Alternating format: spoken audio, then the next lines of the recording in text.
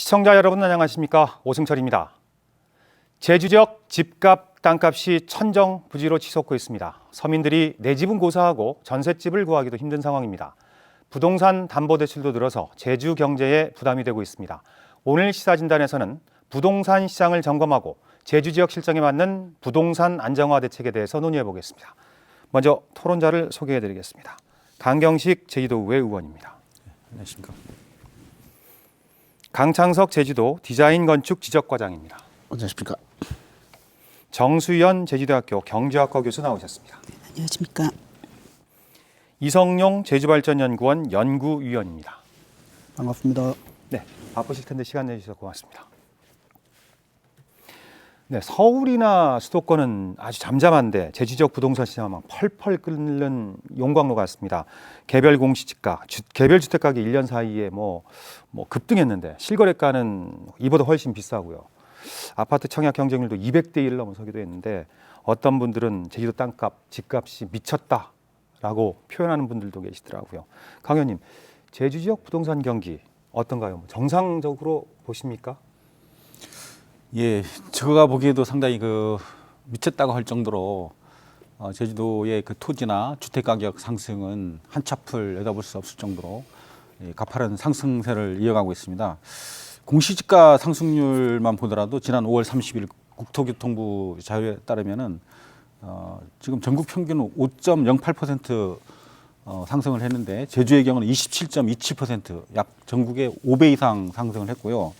그다음 공동주택의 상승률도 전년 대비 한 25% 이상 이렇게 상승했고, 전반적으로 이제 지가도 타 지역에 비해서 2배 이상 이렇게 상승하는 걸로 나타나서 서민들이 내 집 마련의 꿈이 상실되고 있고, 너도나도 이제 부동산 가격 상승에 따른 이제 이런 우려, 이런 이야기들이 이제 도민 사회에 널리 회자되고 있습니다. 네, 부동산 경기가 좋으면 아무래도 세수가 늘어나겠죠. 하지만 행정 입장에서 보더라도 이게 크게 반길 일만은 아닌 것 같습니다. 지금 부동산 경기 상황, 행정에서는 지금 어떻게 보고 있습니까? 우리 제주도의 부동산 시장이 환랑으로 인해서 지속적으로 실거래 가격이 상승하고 있습니다. 이에 따라서 부동산 가격이 지표도 아까 강경식 의원이 말씀하셨지만은 공시지가, 공동주택 가격, 개별주택 가격들이 상승해서 이로 인해서 국세나 지방세수도 증가하는 것도 현실입니다. 그래서 부동산 투기 우려와 함께 실거래 가격 상승 반영에 따라서 공시지가가 상승됨으로 인해서 실소자인 도민들에게 세수만 부담시키는 거 아니냐라는 우려가 실질적으로 있습니다. 네. 정 교수님 보시기에 어떻습니까? 제주 지역 부동산 경기, 다른 지방하고는 확연하게 차이가 있는 것 같더라고요. 예, 굉장히 지금 다르죠. 어느 정도 지금 올랐다가 지금 예. 지난달부터 약간 정점을 찍었는지 침체된다 이런 얘기도 있는데 정 교수님 보시기에 어떻습니까? 예, 제가 보기에는 노영동의 대단지 아파트 한 26평 정도를 보시면 2006년에는 한 1억 5천만 원 수준 정도의 아파트가 2014년에 3억 5천만 원의 가격을 기록을 했고요. 그리고 사실은 2014년에서 2015년 한 1년 동안의 기간 동안 1억 3천이 올랐습니다. 그래서 그게 거의 4억 8천, 5억에 달하는 이런 현상을 보이고 있는데요. 지난 2015년 1년 동안의 가격 상승은 급상승하는 정도를 봐서는 확실히 버블이 있다고 그렇게 생각이 됩니다. 버블이 있다. 이거는 투기 세력, 정상적인 실수요가 아니라 가수요. 여기 시세 차익을 노리는 투기 세력이 있다라는 분석인데, 이 박사님은 어떻게 지금 보고 있습니까? 지금 현재 부동산 경기. 저는 기본적으로 도시의 구성 요소부터 좀 먼저 말씀을 드리고자 합니다. 왜냐하면 이제 저희가 사는 지역이 도시 지역이고 도시에서 삶을 영위하고 있습니다. 그래서 흔히 이제 도시학자들이 이야기하기를 도시를 구성하는 요소를 3가지로 이제 이야기를 하고 있습니다. 크게 가장 중요한 것이 사람이 제일 중요합니다. 그다음에 두 번째, 사람들이 이제 삶을 영위하면서 하게 되는 활동들이 두 번째 요소가 되겠고요. 세 번째는 토지와 시설이 중요한 부분이 됩니다. 그래서 이 3가지가 이제 어우러져서 이제 삶을 영위하게 되는데요. 근데 가장 중요한 것이 이게 사람입니다. 사람이고 사람을 어떻게 예측하느냐가 이제 사실은 도시계획에서 하는 역할이고 도시계획이 그렇게 해왔는데요.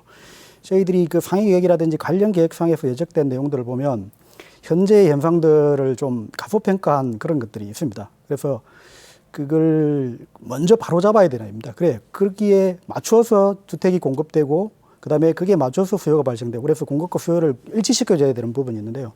가장 큰 지금 문제점으로 대두될 수 있는 것이 그 각종 상위계획, 그 2025년 광역도시계획을 조금 말씀을 드리겠습니다. 2025년에 그 인구 80만을 계획을 했었습니다. 상주 인구 66만에 체류 인구 14만에서 그렇게 계획을 했었는데요.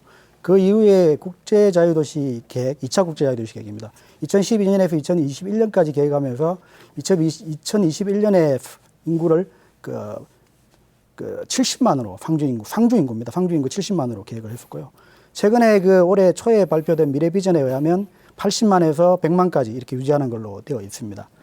그런데 지금 올해 말 이렇게 확정될 도시기본계획상에 이제 제시된 내용을 보면 그 상주 인구를 73만, 체류 인구를 27만 정도로 이렇게 계획해서 하고 있는데요.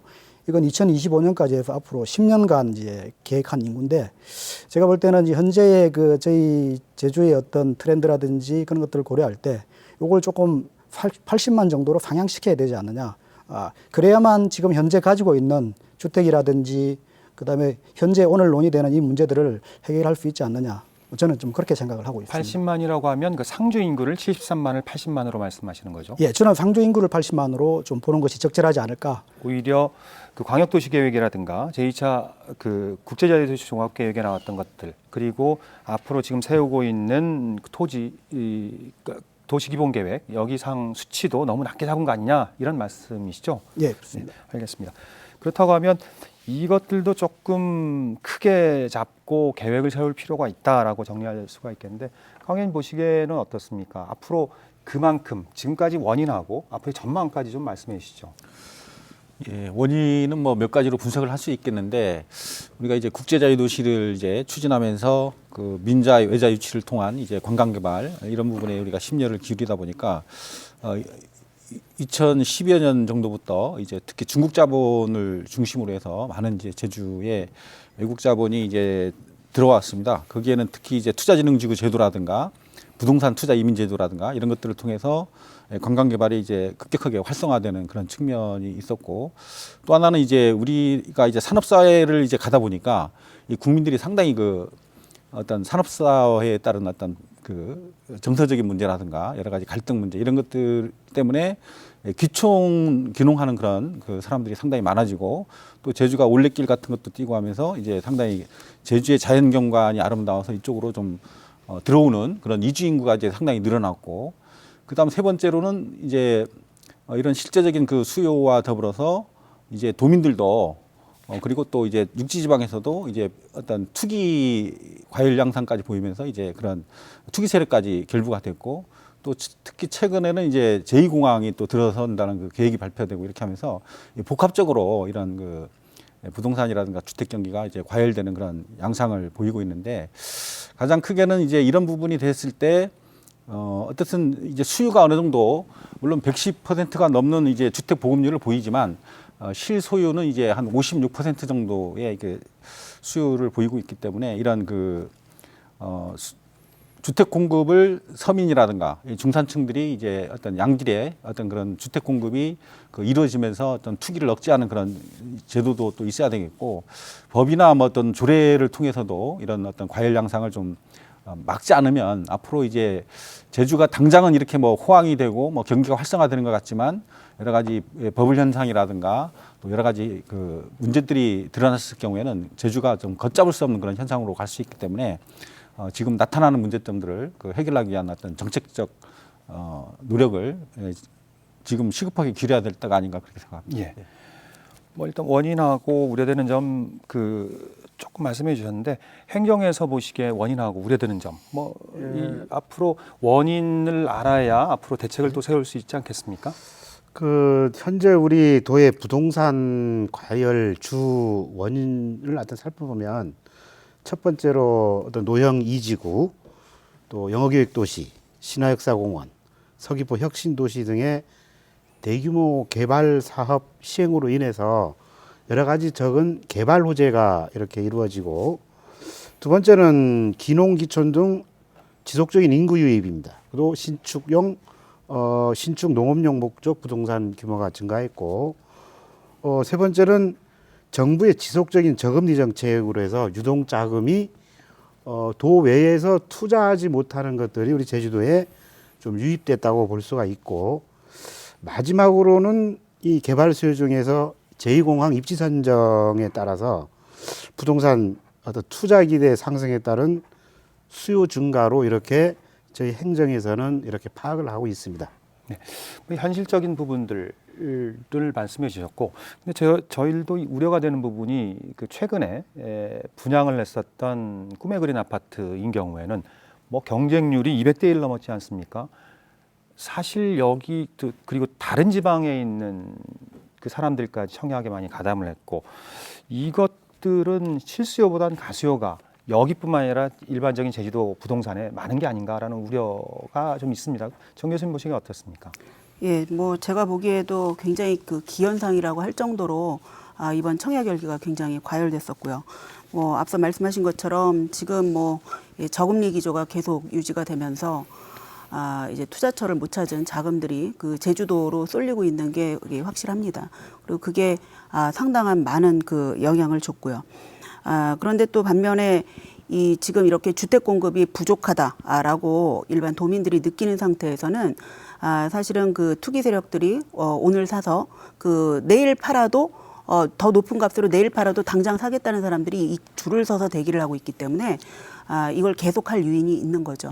그러니까 사실은 이게 이번 그 꿈에 그린 아파트 같은 경우에는 좀 중앙 정부의 그런 그 분양 자격 제한 이런 권한을 좀 빨리 가지고 와서 했었으면 좀 문제가 덜했을 텐데 이걸 둔 상태에서 지금 분양을 하게 되니까 이런 문제가 났고요.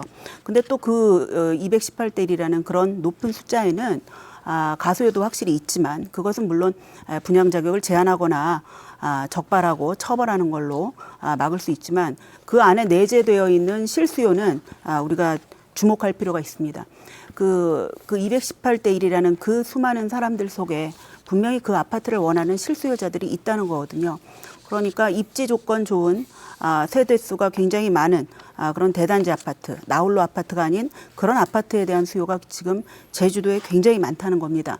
그런데 사실 그 주택 건축 허가된 것이나 준공 물량을 보면 상당히 많거든요. 그리고 또 지금 2016년 초반부터는 빌라나 연립 다세대 주택 이런 쪽은 지금 슬슬 미분양이 나타나고 있습니다. 그런데 이제 한쪽에서는 저렇게 과열 양상이 나타나니까 도민들은 굉장히 혼란스럽죠. 그럼 이건 뭐냐? 지금 주택에 대한 수요가 지금 양극화되고 있는 겁니다. 그러니까 이 초과 수요는 지금 대단지 브랜드 아파트에 쏠려 있는데 공급은 이제 다세대 연립 빌라 쪽으로 되니까 사람들이 빌라를 수요하면서도 소비를 하면서도 여전히 대단지 아파트를 기다리고 있는 것이죠. 그래서 이런 수요와 공급의 미스매치 이런 것들이 지금 그런 현상을 만들어냈다고 봅니다. 네, 알겠습니다. 그리고 뭐 부동산 가격이 계속 오르면 좋겠습니다만은 저희들이 또 우려하는 부분이 아까 뭐 강 의원께서도 말씀하시면 부동산 버블 이런 게 있었고 또 한국은행 발표에 따르면 뭐 지난 3월 말 현재 가계대출 잔액이 8조 7천억 원이나 됩니다. 그리고 이 가운데 부동산 대출이 40%한 3조 5천억 정도가 되는데 이게 뭐 부동산 가격일 때는 괜찮지만 나빴을 때 혹은 금리가 올라갔을 때가 상당히 우려가 될 것 같습니다. 이 박사님 이런 특히나 지금 5월부터는 여신 심사 선진화 가이드라인까지 지금 그 비수도권 지역에 적용되지 않습니까? 우려하는 분들이 많은 것 같습니다. 이 박사님 어떻게 보십니까? 그 부동산 과열됐을 때 나타날 수 있는 우려, 문제점 어떤 게 있을까요? 저는 조금 그 질문과 논점이 좀 다를 수 있을지 모르겠는데 조금 말씀드리겠습니다. 이게 아까 모두에 말씀드렸지만 인구 증가 부분이 이게 주목해야 되는 부분이 이게 그 저희가 국제자유도시 사업으로 추진 중에 있는 신화역사공원을 예를 들어 보면 2018년 정도에 이제 개장을 한다고 그럽니다. 실제 영업을 시작한다는 이야기입니다. 그러면 실제 저희가 국제자유도시 추진 사업으로 추진하던 사업으로 인한 인구 증가는 아직 반영이 안 됐다는 이야기입니다.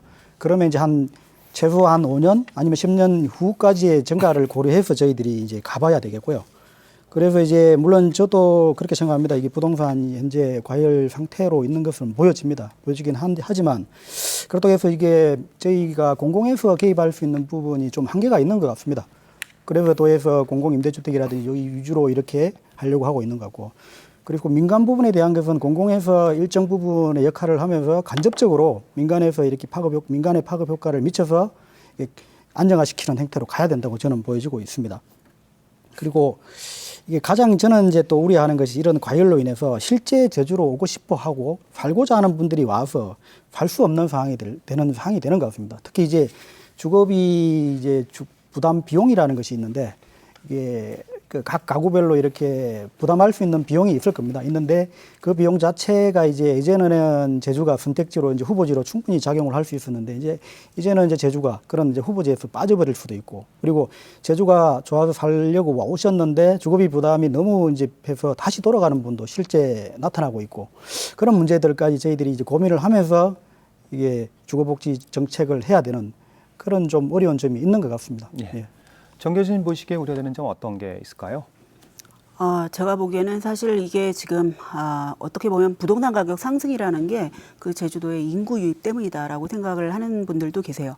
그러면서 이런 새로운 사람들이 들어오는 거에 대해서 이제 반감도 좀 가지시고 이러기 때문에 이런 게 좀 제주 국제자유 도시를 추진하는 데 있어서 어떤 장애가 되지 않을까, 도민 화합의 문제에 있어서 그게 굉장히 염려가 됩니다. 그 또 하나는 뭐 이 박사님께서도 말씀하셨지만 우리 제주도가 2010년 이후부터 그 유출되는 인구보다 유입되는 인구가 많아지기 시작한 거거든요.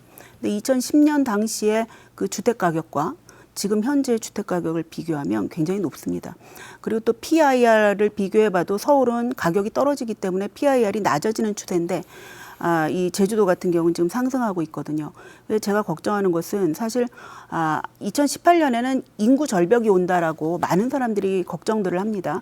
인구 절벽이 오면 우리나라의 대학들이 한 30% 정도는 문을 닫아야 된다라고 걱정을 할 정도예요. 그런데 이제 제주도는 굉장히 지금 행복한 비명을 지르고 있는 겁니다. 그러니까 어떻게든 뭐 주택을 적정하게 공급하고 그 인구 유입을 계속 가속화는 해야겠는데 이 상태로 가격은 계속 올라가고 주택은 또 민간에서 아무 위치에나 녹지를 훼손하면서 지어대고 도시경관은 훼손되고 이러면 다시 2010년 이전으로 돌아가서 우리가 유입되는 인구를 놓치게 되지 않을까, 이게 굉장히 걱정이 됩니다. 네. 아까 정 교수님께서 말씀하셨지만 가격을 안정화시키는 가장 좋은 방법은 수요와 공급을 일치시키거나 아니면 공급을 더 늘리는 걸 텐데요. 제주도 당국에서도 아직 여러 가지 그 대책들을 마련하고 계시지 않습니까? 그 가운데 하나가 그 작년 말에 발표한 제주형 주거복지 종합계획인데, 강 과장님, 주거복지 종합계획 어떤 내용이고 지금 현재 어떻게 지금 추진이 되고 있습니까? 예, 사실 과거 한 2000년도 한 10년까지는 그 주거 정책이 사실상 없었습니다. 왜냐 그러면 인구가 정체되다 보니까 사실 그 할 필요성이 많이 없어졌죠. 그런데 최근에 인구 증가 이렇게 되다 보니까 이 주거 정책을 근본적으로 우리 도에서 좀 주도적으로 해야 되겠다. 그래서 그동안 민간에서만 맡겼던 거를 민간과 우리 공공에서 이 수요를 좀 감당하자.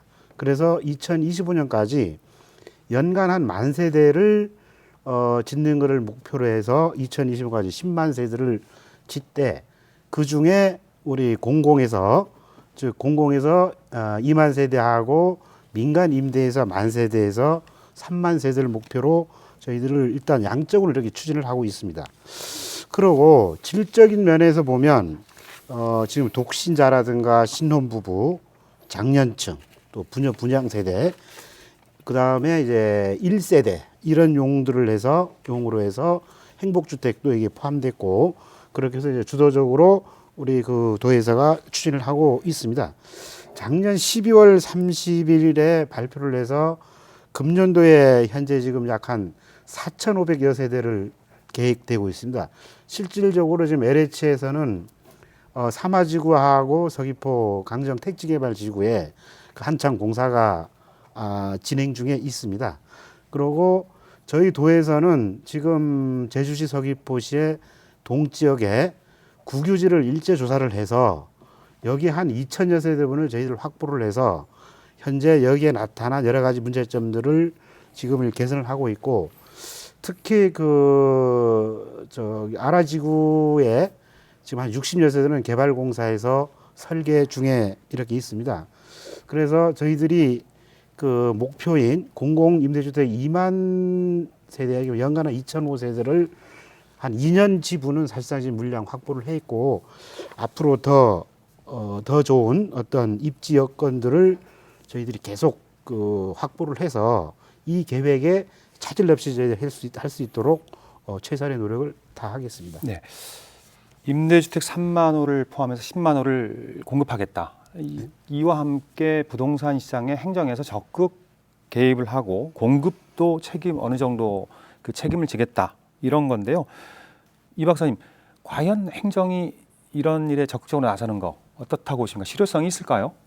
예, 저는 뭐 결론적으로 말씀드리면 반드시 필요한 부분이라고 보고 긍정적으로 효과가 있을 거로 그렇게 생각이 됩니다.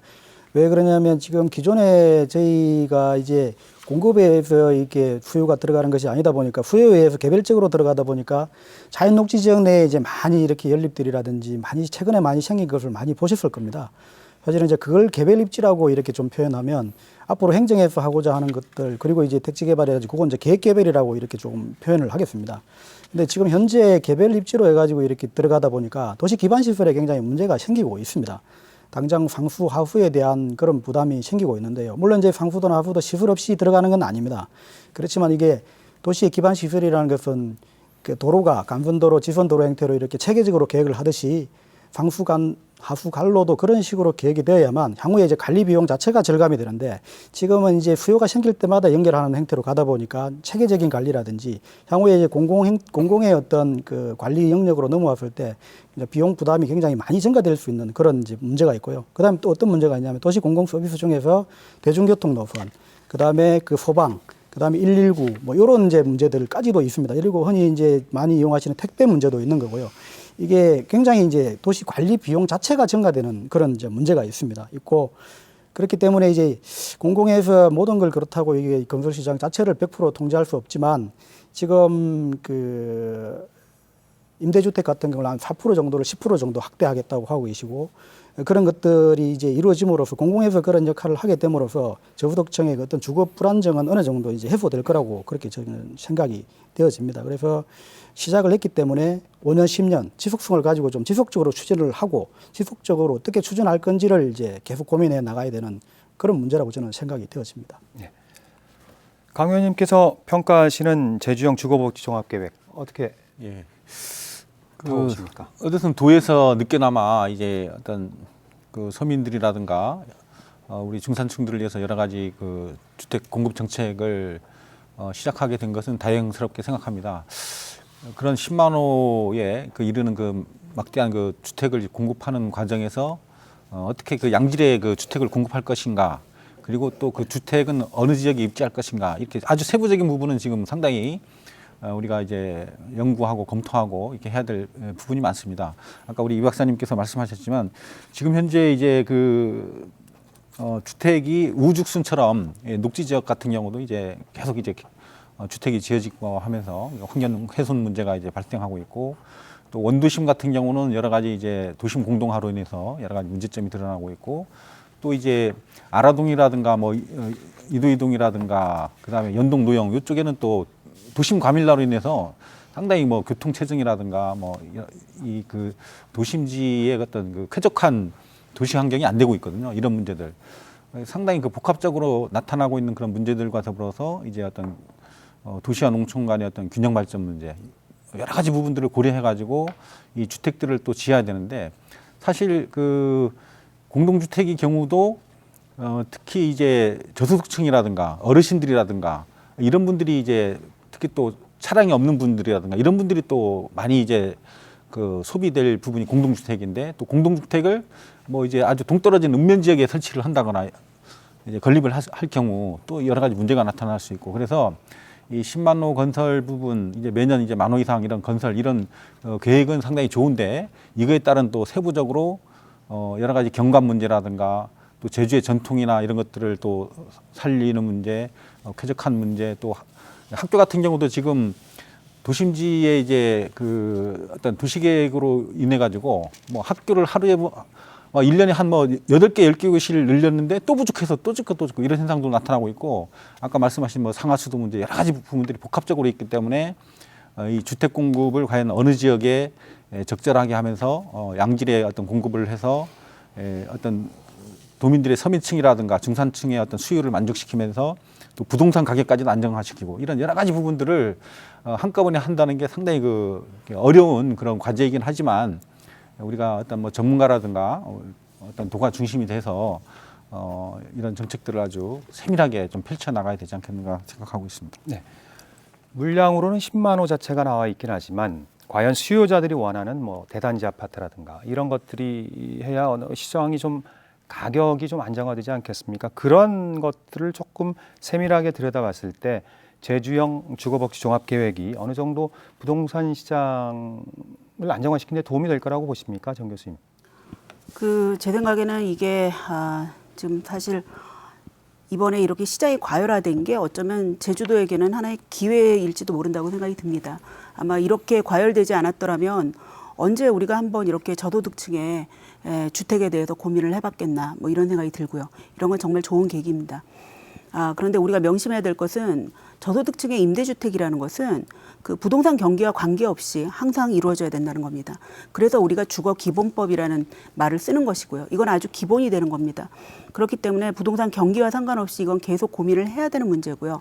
그다음에 또 하나 염려되면서 우리가 명심해야 될 것은 임대주택만 공급한다고 해서 과연 이 가격이 잡힐 것인가, 이거는 좀 고민을 해봐야 된다고 생각이 듭니다. 싱가포르의 경우 2009년부터 굉장한 가격 상승을 경험을 했고 저금리와 투기 수요가 몰려서 가격이 상승한 바 있습니다.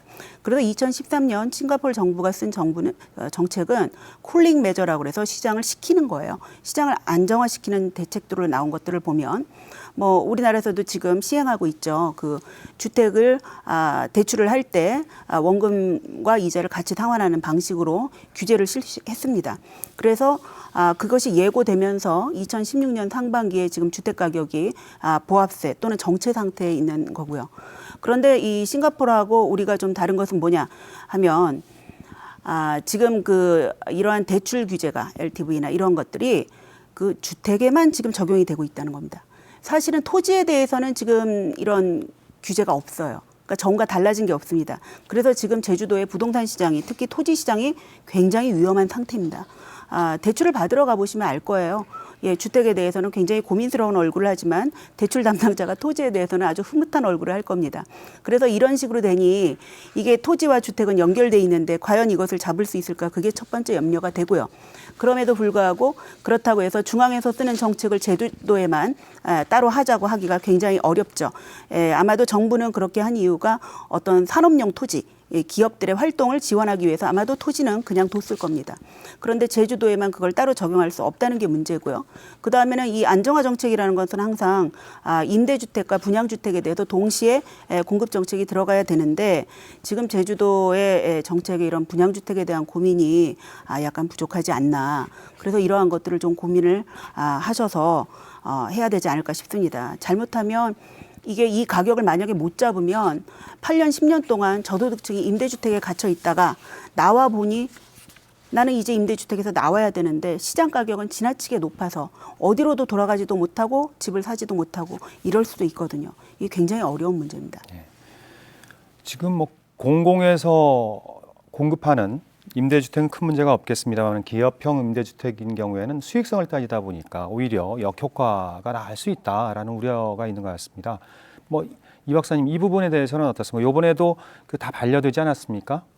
예, 그런 것 같습니다. 그래서 임대주택 공급 주체를 다양화한다는 차원, 그리고 이제 중앙정부의 어떤 정책과 이제 흐름을 같이 한다는 차원에서는 이제 저희 도에서도 적극적으로 검토를 하고 있는 걸로 알고 있고 실제 이렇게 제안도 됐습니다.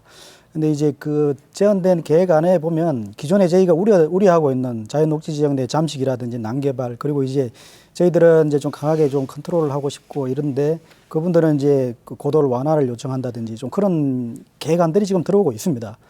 그렇지만 이제 그걸 또 허용해 준다기보다는 그 적정한 계획을 만들어 올 수 있게 계속 개선을 해 나가야 될 것 같고요. 그래서 이제 뭐 그러한 방식을 저희들이 이제 채택은 하되 너무 우선시해서 인센티브를 가하게 준다든지 그런 것들은 좀 피해야 될 거라고 생각이 됩니다.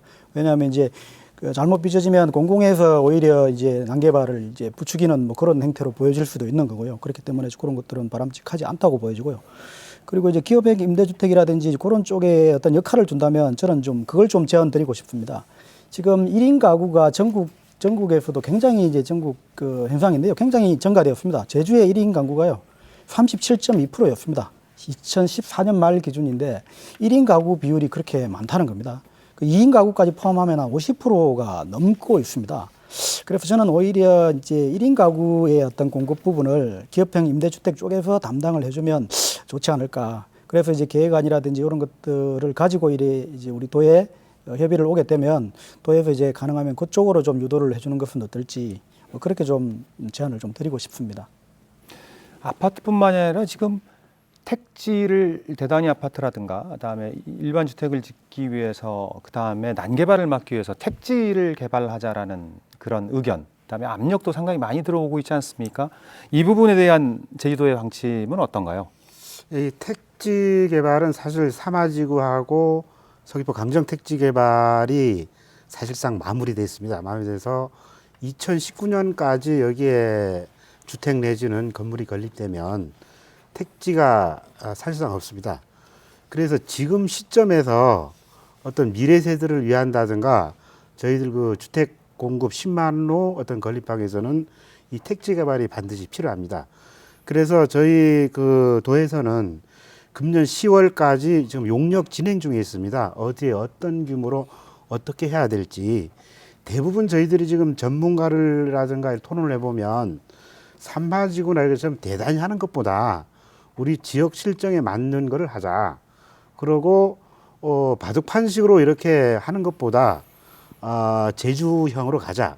그래서 저희들이 명칭을 올해행이라고 붙였는데 토지의 어떤 그 지형도 이용을 하고 또 거기에 들어가는 주택을 하나의 뭐 임대주택 이것만이 아니고 뭐 여러 가지 형태, 그래서 무슨 소형 임대주택, 중형, 필요하다고 하면 분양형이라든가 뉴스테라든가 해서 어떤 그 택지 자체가 여러 사람이 어떤 사회 공동체를 이룰 수 있도록 이런 개념으로 저희들이 추진을 해가고 있고 금년 용역이 시행이 완료되면 내년부터는 우리 도개발공사라든가 LH 등 이런 데서 좀 조속한 시일 내에 할 수 있도록 그런 여건을 저희들이 충분히 마련을 하겠습니다. 네. 지금 뭐 제주도의 토지는 한정이 돼 있고 벌써부터 제주시 내뿐만 아니라 서귀포시 같은 경우도 외곽지 확산으로 인한 난개발 그리고 하수 처리, 다음에 상수도 공급 이런 것들이 문제가 되고 있는데요. 강 의원님, 택지 개발 방향 어떻게 좀 잡는 게 바람직하겠습니까? 사실 택지 개발과 관련해서는 이제 원지사님이 초기에 그 부임한 이후에는 이제 초반기까지만 해도 이제 대규모 택지 개발은 없다 이렇게 선언을 했었거든요. 근데 불과 1, 2년 만에 이제 이런 그 주택 공급이 이제 부족하고 여러 가지 문제가 있어서 이제 택지 공급, 택지 개발을 이제 검토할 수밖에 없는 그런 상황에 이르는 것은 뭐 부인할 수 없는 사실입니다. 그래서 이제 여러 가지 그 서귀포시라든가 제주시의 어떤 주요 그 택지 개발할 곳은 이미 개발이 다 끝났습니다. 사실 그럴 만한 땅도 없고 거의 이제 아라동이나 오라동도 그렇고 이제 거의 이제 한라산 천년보호구역 완충 지역까지 이제 그 개발이 이미 다 됐거든요. 그래서 뭐 물론 이제 그 대규모 택지 개발 외에 뭐 자연 녹지라든가 이런 지역에 뭐 개별 뭐 주택 공급이야 뭐 조금 더 여유가 있긴 하지만 그 나머지 부분의 택지 개발은 이미 거의 끝나버린 상황에서 어느 곳을 또 택지 개발할 것이냐 이런 부분에 상당히 그 난감한 상황에 놓여 있는데 제가 보기에는 이제 그 어떤 도시와 농촌 간의 균형 발전 차원에서 읍면 지역의 이제 특정 지역들을 좀 선정을 해서 소규모 택지 개발들을 좀 이게 해나가는 방식하고 그다음에 원도심 같은 경우도 지금 이제 저쪽 그 뭐 삼도동이라든가 건입동이라든가 이쪽 동네는 상당히 그 지금 낙후돼 있고 그 어떤 공동화되어 있는 그런 부분에 있어가지고 상당히 어떤 고도 완화라든가 도시 어떤 재개발 욕구들이 상당히 그 나타나고 있고 또 국가에서도 그런 정책을 좀 펴고 있습니다. 그래서 그런 부분들을 좀 선별적으로 이렇게 택지 공급으로 하고 이런 대규모 택지 개발 이런 부분은 상당히 좀 어렵기도 하고 어떤 난개발 우려도 있기 때문에 조심스럽게 접근해야 될 부분이 있다고 생각합니다. 네. 이 박사님께서는 어떻게 보십니까? 도시계획 전문가이시니까. 사실은 이제 그 공급자들은 읍면 지역보다는 도시 지역 외관을 지고 외연을 이렇게 그 주목하고 있습니다. 그래서 사실은 그쪽 기존 도심에 인접한 지역에 대해서 이제 추가적으로 이렇게 개발할 수 있게 해달라는 이제 요청이 많은 걸로 알고 있습니다. 근데 이제 그 도에서도 그러고 의원님도 그러고 저도 이제 읍면 지역 쪽으로 유도하는 것이 좋을 것 같고요. 그래서 너무 대규모입니다. 사실은 저희 택지뿐만 아니고 사실은 이제 저희 제주에 제가 이런 말씀 드려서 또 들지 모르겠습니다만 그 국제자유도시 사업으로 추진하는 사업들도 규모가 저는 너무 크다고 봅니다. 왜냐하면 사업을 그렇게 크게 할 수는 있지만 너무 한 단지에 하나의 블록으로 해서 이렇게 크게 하는 좀 경향이 있습니다. 그래서 그거를 이번 그 우리 공공임대주택이라든지 주택 계획을 하면서 그런 부분을 소규모 형태로 가져가면서 향후에는 관광지 개발까지도 좀 작은 형태로 가져가면서 그게 결국에는 제주에 맞는 형태가 아닐까. 그래서 이번에 주택을 공급하면서 주택이라든지 택지를 공급하면서 소규모 형태로 해서 하는 게 바람직하고 저도 읍면 단위 지역을 주목해 보는 것이 좋을 것 같다는 생각이 듭니다. 네. 지금 뭐 제주형 주거복지 종합계획을 제대로 실행하기 위해서 지금 제주도가 그 조례안을 지금 입법 예고한 상태죠. 네.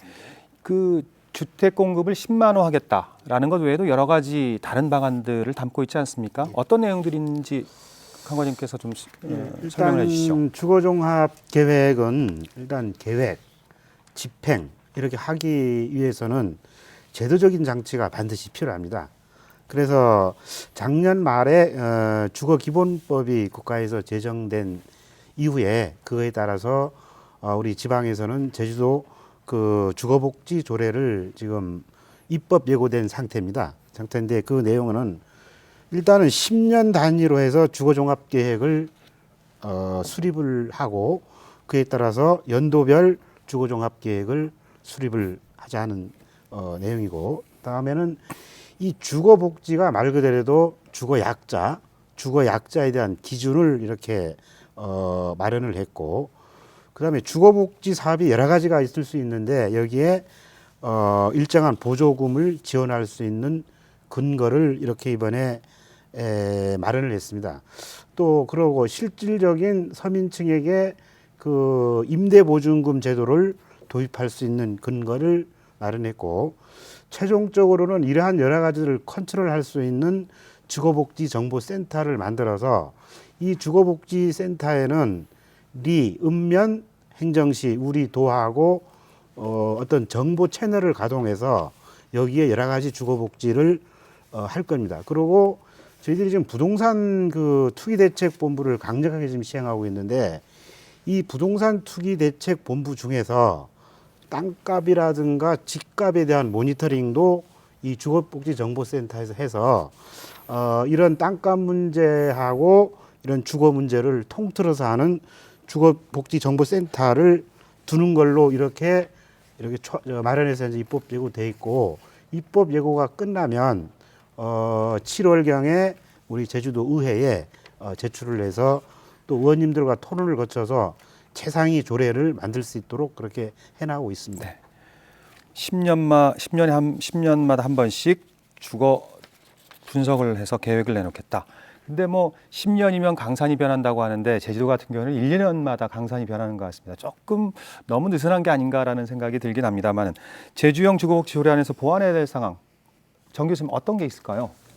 예, 사실 이게 그 제주도가 이 정책을 주거복지 그런 정책을 만든 거는 굉장히 그 신속하게도 하셨고 또 다른 지자체에서 배워갈 만한 벤치마킹할 만한 그 작업이었다고 생각이 됩니다.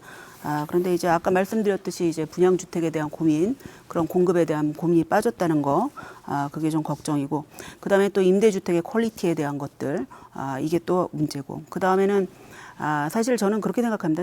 제주형 택지개발 혹은 제주형 주택단지 이러한 것들이 과연 뭐냐? 그거는 아마도 그 마을에서 저소득층이든 고소득층이든 아이들을 함께 키우는 마을이 함께 키워나가는 그런 문화가 아닐까 합니다. 그래서 어떤 주택 단지를 택지 개발을 뭐 하지 않으시겠다고는 하는데 그러한 것들을 고민하실 때 어떤 사회 계층의 혼합, 소셜 믹스 문제를 고민을 해야 된다고 봅니다. 그리고 또 하나 지금 이 저소득층의 어떤 그 임대료를 경감시켜주기 위해서 보조금을 주신다고 그랬는데 이게 이제 이 전국적으로 뭐 시행되고 있는 정책입니다. 그런데 이제 거기에서 나타난 부작용들도 꽤 있어요. 그러니까 그거를 갖다가 바로 임대료로 쓰질 않으시고 저소득층이 이제 급하니까 딴 데다가 쓰시고 임대료 쪽에는 이렇게 못 쓰시기도 하고 또는 그 임대료를 이렇게 지원을 했더니 오히려 집값이 올라가는 그래서 왜냐하면 다들 이 주택을 찾아 떠나는 거죠. 그러니까 이제 찾는 사람이 많으니까 임대료가 상승하고 집주인만 결국 좋게 되는 이런 문제도 있었습니다. 그래서 어떤 정책을 시행할 때 반드시 정책 시행 후 나타나는 부작용도 좀 예측을 하시고 그다음에 또다시 그러니까 겹겹이 정책을 쌓는 것이죠. 그러한 작업들이 좀 필요하다고 생각이 되고요.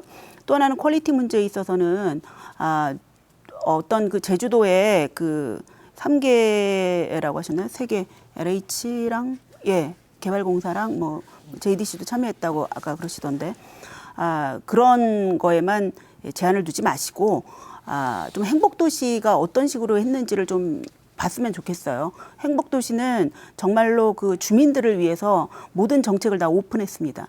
그래서 어떤 그 주택단지를 공급하든 임대주택을 만들건 간에 건설사의 디자인 경쟁을 시켰고요. 그러한 것들을 강제함에 있어서 그냥 건축 허가를 내주고 끝내는 게 아니라 중간에 착공 들어가면 착공 시에 우리가 당신이 이 주택을 하겠다고 해서 경합에 참여해서 이겼는데 그 디자인을 제대로 이행했느냐 이것도 검토를 규제를 했고요. 그다음에 또 준공 단계에서도 만약에 그 디자인을 제대로 이행을 안 했으면 그 준공을 허가를 내주지 않는 이런 강력한 정책을 썼습니다. 그건 뭐냐 하면 오로지 주민들에게 좋은 품질의 주택을 주겠다는 그런 정책적 의지가 있어서였죠. 행복척의 그런 행복도시의 행보는 제주도에 꼭 맞는다고 할 수는 없어요. 거긴 계획도시고 우리는 자연환경을 보존하면서 굉장히 다른 형태로 가야 되거든요. 그런데 거기서 정책적으로 하는 일들을 보면 어떤 주택을 공급함에 있어서도 품질 경쟁 그리고 도민에게 더 좋은 주택을 공급하기 위해서 기업 간의 경쟁을 붙였다는 겁니다. 그래서 그러한 경쟁의 문화가 이번 기회를 통해서 좀 제주도에 많이 좀 퍼져서 그런 것들을 좀 정책적으로 고안을 하셨으면 좋겠습니다. 네. 정전 교수께서는 계속 줄곧 제주형 부동산 정책이 필요하다라고 말씀해 오셨잖아요. 예. 뭐 그거하고는 어느 정도 일맥상통한 내용입니까? 아니면 다른 건가요? 그건 또 다른 문제죠. 이제 그러면 뭐 예. 그 부분은 뭐 조금 이따가 듣겠습니다. 이 박사님 보시기에 제주형 주거복지 조례안에서 조금 보완해야 될 사항들이나 미진한 사항들이 어떤 게 있다고 보십니까? 사실은 이제 이게 아직 시행이 된 건 아니고 이제 시행을 예정하고 있습니다. 그래서 지금 현재 담고 있는 내용들이 적은 내용은 아닙니다. 많은 부분을 안고 있기 때문에 저는 좀 그렇게 생각합니다. 이 부분이 이제 시행을 빨리 해서 이게 추진이 돼야 되겠고요. 더 중요한 부분은 이제 지속성을 가질 수 있게 해줘야 되는데 그 부분이 담보되기 위해서는 어떤 향후에 이제 조례 개정도 분명히 필요할 것이고요. 그다음에 이제 권한임이라든지 이런 것들이 필요하다면 특별법에 이제 있던 부분들을 이제 특별법으로 해서 이렇게 가져오는 방법이 있을 겁니다. 그래서 특정 부분들은 이제 그렇게 좀 추가를 해서 해야 되는 부분도 있을 것 같고요. 그리고 이제 또 제일 중요한 것은 이게 제도화 시키는 이유가 뭐 이게 도정의 철학이 바뀐다든지 리더가 바뀌어도 이제 계속 유지될 수 있어야 됩니다. 그래서 그렇게 하기 위해서 우리가 제도화를 시킨다고 저는 생각이 되어지는데요. 그래서 기본 방향은 나왔고 저희들이 이제 각종 전문가라든지 관련된 분들이 공감하는 부분으로 시작을 하기 때문에 이제 조금 발생되는 문제들은 조금씩 개정을 통해서 담아 나간다면 좋은 이제 조례가 되지 않을까 저는 그렇게 생각을 하고 있습니다.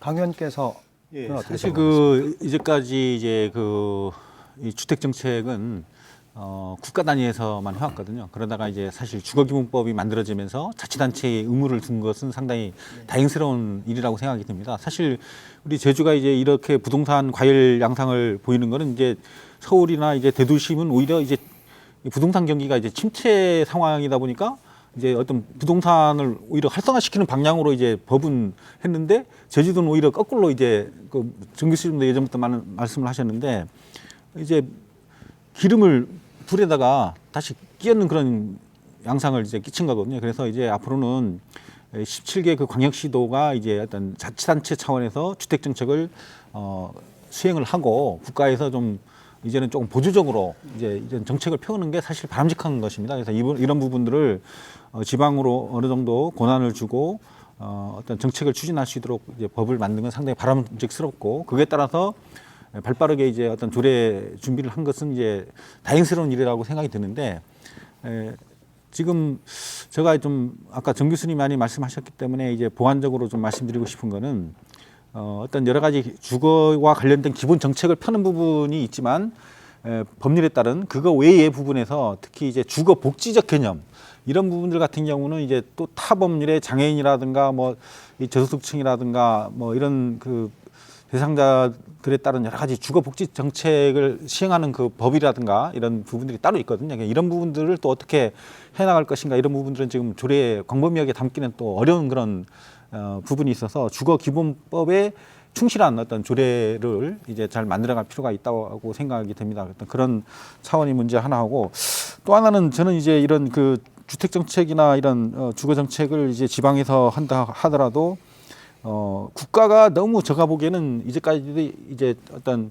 주택과 관련해서 개입을 좀 안 하는 그런 형태로 오다 보니까 사실 이제 서민들 입장에서는 이 어떤 그 분양가 공개 문제라든가 뭐 치솟는 이런 그 아파트 가격 이런 것들에 대해서 정부도 뭐 통제를 거의 사실 공공주택 정도만 하지 어떤 사적인 영역에서의 어떤 그 어떤 주택 가격을 이제 제한하는 그런 장치 자체가 우리나라에 거의 없다시피 합니다. 이런 부분들에 대해서 과연 국가가 어느 정도 위임하고 권한을 준 부분에 대해서 아까 말씀했던 여러 가지 센터라든가 이런 데서 어느 만큼 전문가들을 키워내고 정책을 발굴하고 이런 그 부동산 가격이라든가 주택 공급을 이제 오만하게 이루면서 어떤 조화를 이룰 것인가, 이런 것들에 대한 어떤 세밀한 그 정책들이 더 이제 중요한 것이지, 이제 조례만 딱 만들었다 해가지고 당장에 달라지는 건 아니기 때문에 어떤 그런 부분에서 사실 도민들 같은 경우도 주거 기본법이 이제 발효가 되고 또 조례가 만들어지니까 마치 모든 게 다 된 것처럼 이렇게 또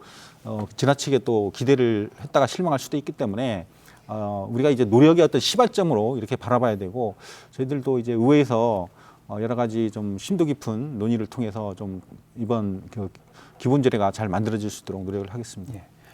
뭐 제도가 만들어지고 지속적으로 잘 유지되고 유연성 있게 그 집행이 될 수 있는 것들은 우리 뭐 행정, 강 과장님 비롯한 제주도정에 좀 맡겨보는 건 어떨까라는 생각이 듭니다.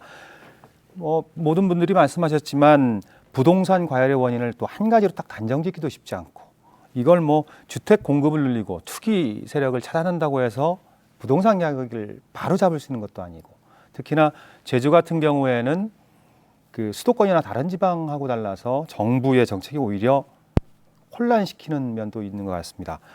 그래서 아마 정 교수님께서 제주형 부동산 정책이 필요하다 이런 걸 주장해 오셨는데, 이게 뭐 정부의 틀 속에서, 정부 정책의 틀 속에서 해결할 수 있는 단계를 넘어선 건가요? 아니면 제주역 특성을 반영시켜야 된다는 건가요? 뭐 어떤 걸 말씀하시는 건지 좀 설명이 필요할 것 같습니다. 예, 이 제주도가 지금 늘 이렇게 관찰을 해보면 제주도가 굉장히 특이한 점을 가지고 있어요. 그러니까 이 육지 쪽에 도외 지역이 화랑일 때는 여기가 침체고, 또 저쪽이 그 불황일 때는 우리가 화랑인 이런 게 있는데, 뭐 여러 가지 요인이 작용을 합니다. 일단은 뭐 환율이 이제 올라가고 있죠. 예, 환율이 지금 한참 올라가고 있는데요. 환율이 올라간다는 거는 우리나라에 있어서는 전체적으로 굉장히 안 좋은 얘기예요. 그런데 제주도는 나쁘지 않아요. 왜냐하면 다른 나라로 나가던 해외 여행객들이 다 제주도로 오거든요. 그래서 이게 굉장히 그 제주도가 복잡한 이런 그 현상을 가지고 있는 지역입니다. 그런데 사실 제주도가 그동안 별로 중앙정부의 눈에 띄지 못했죠. 그런데 이번에 이렇게 부동산 시장이 이제 화랑이 되니까 굉장히 온 국민이 그 주목을 하고 있습니다.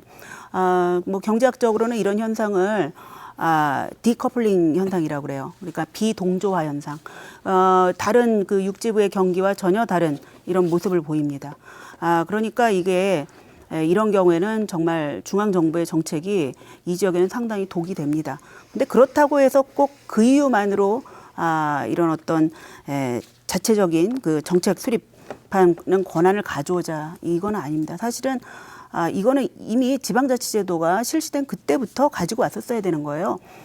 그리고 또 여러분 잊지 말으셔야 되는 것은 지금 이 디커플링 현상으로 해서 지금 제주도가 일시적 화랑인지 아니면 퍼먼트한 영구한 화랑인지는 모르겠습니다. 아직까지도. 그런데 이게 과연 계속 갈 거라고 생각을 하시는지 우리 그것도 한번 생각을 해봐야 돼요. 아까도 말씀드렸듯이 유입된 인구들은 분명히 도시 매력이 반감이 되면 여기를 떠날 겁니다. 그렇다면 무슨 얘기냐? 도외의 전국적인 시장이 침체로 갈 때 우리도 어쩌면 같이 커플링 현상, 동조화 현상으로 갈 수도 있습니다. 어떻게 될지 몰라요. 그러니까 이건 뭐냐? 지방자치단체 자체적으로 어떤 순간이 와도 어떤 국면이 와도 대응할 수 있도록 자체적인 정책 수립 권한을 가져야 된다는 거죠. 영원하지 않다는 겁니다. 또 그런 측면에서 이걸 반드시 가져야 되고요. 또 하나는 우리나라가 뭐 그런 게 있어요. 그 정책에 있어서 뭐 연구자들도 마찬가지입니다만 우리나라가 유교 국가라서 그런지 훈고학적인 습성을 가지고 있어요. 그러니까 뭐냐면 책에 이렇게 써 있다. 혹은 어느 나라에서 이렇게 했다. 그러면 그걸 이제 그대로 갖다 쓰죠. 왜냐면 안전하기 때문이에요. 얘기하는 사람이 욕을 덜 먹고 우리 에비던스를 제공했다라고 생각을 하거든요. 그런 의미에서는 좀 더 자유롭게 생각해야 되지 않나 정책 수립하는 데 있어서. 지금 아마도 택지 개발이나 이런 거를 의논을 하시면 도외 학자들은 다 아마도 콤팩트 시티 얘기를 할 겁니다. 외연적인 확산을 막고 그리고 이 구도심을 우리가 브라운필드라고 그래요. 그리고 이런 녹지 지역, 개발되지 않은 곳을 그린필드라고 그러죠. 그러니까 아마도 국내 학자들은 대부분 브라운필드에 집중해라 라고 얘기를 할 겁니다. 그런데 그 얘기 주의 깊게 들으셔야 돼요. 왜냐하면 그 학자들은 지금 자기 사는 지역이 전부 다 인구가 빠져나가는 중입니다. 인구가 빠져나가는 지역은 당연히 브라운필드를 개발해야 되는 겁니다. 구시가지를. 그런데 지금 이렇게 인구가 폭발적으로 증가를 하고 있는데 과연 브라운필드만 개발해서 과연 이 인구 증가를 우리가 수용할 수 있을지 그걸 좀 걱정을 해보셔야 돼요. 그러니까 이게 고정관념을 가지면 제주도의 주택정책을 제대로 수립하는 데는 정말 한계가 있습니다. 그래서 그거를 다시 한번 좀 원점에서 자유롭게 한번 고민을 해보셔야 되고 그런 의미에서는 제주도 자체적으로 우리가 하나의 국가다라는 생각을 가지고 임해야 된다고 생각을 합니다. 이 박사님도 정 교수님 말에 공감을 하시나요? 예, 뭐 그런 부분도 있고 저는 제주형 그 부동산 정책이 이제 시작되었다고 봅니다. 저희 주거복지 조례도 마련되고 그 작년에 이게 지사님께서 또 주거복지 계획에 대해서 발표도 하시고 그리고 이제 저희들이 관심을 가지고 이제 추진을 시작한 것부터 시작이 되었다고 보고요. 그리고 이제 지금 현재는 거의 저희 제주 자체만으로 이제 할 수 있는 부분이 그렇게 많지는 않습니다. 그렇지만 이제 앞으로 이 여건 변화도 될 것 같습니다. 왜냐하면 제주 지역 그 국회의원님께서 이게 권한이임 부분이라든지 주택 부분 관련해서는 권한이임이라든지 이양이라든지 이런 것들을 이제 고려해서 뭐 법을 이제 개정해 보겠다, 만들어 보겠다 이런 말씀도 하고 계시고요. 그렇기 때문에 저는 이제 이 시점에서 좀 이런 말씀을 드리고 싶습니다. 그 한 고사성어를 제가 좀 인용하고 싶은데요. 줄탁동시라는 말이 있습니다. 이 말은 무슨 말이냐면 그 새가 있지 않습니까? 새가 이제 알을 품고 있는데요. 알 속에서 새가 나올 때는 그 알 속에 있는 새가 이제 뿌리가 덜 발달됐지만 그 알 속에서 부리로 그 알을 쫓는답니다. 쫓고 그리고 밖에서 어미는 그 새끼가 나오도록 밖에서도 쪼아준답니다. 그걸 이제 줄탁동시라고 그러는데요. 저는 저희 제주의 현 상황을 좀 그렇게 좀 보고 싶습니다. 내부적으로 저희가 자체적으로 중앙정부가 못하는 것들을 저희가 이제 주택 부분에 있어서 정책을 만들고 펴나가고 있는 상황이니까 그 중앙에서도 어떤 제주의 입장이라든지 그런 것들을 고려해서 그런 것들까지 이제 뭐 배려를 해준다든지 제주를 위해서 뭔가를 정책을 마련해 준다든지 제도를 이제 뭐 해준다든지 이런 식으로 해서 해주면 제주에서 이런 좋은 모델이 만들어져서 전국적으로 오히려 전파가 될 수 있을 것 같고요.